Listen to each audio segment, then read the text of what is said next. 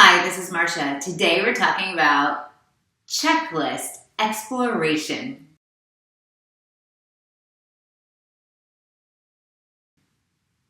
Hi everybody, thank you for joining. I'm sharing out some of my favorite activities I did over the summer at either my conferences or my workshops. Today, this is an activity I did during my student engagement and ownership workshop. How do we increase that student engagement and ownership within our classroom environment? And one of the ways is through checklists. One of the things that I do as an instructional coach is I keep different sample checklists. Man, there are all varieties of checklists. I mean, look at all these checklists I've collected over the years. Checklists can look in various ways. There are different types. There's not one exact way that works. So what I did is I took a handful of my checklists and I had them sitting out at the tables for the teachers.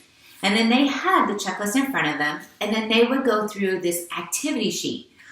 First, they started out by talking about what do you notice about the checklist, all right?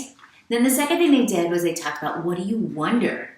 And then what do you think checklists are important? So we started out with those three boxes.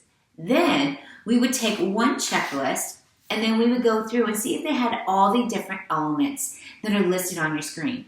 Does it have a spot for a name? Does it have a spot for the date? Does it have simple directions?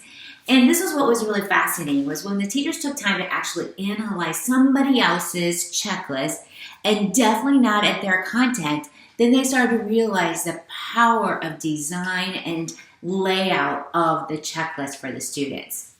This checklist exploration activity was one of my favorites this year, and it is definitely something I'm going to continue to add throughout all my upcoming workshops.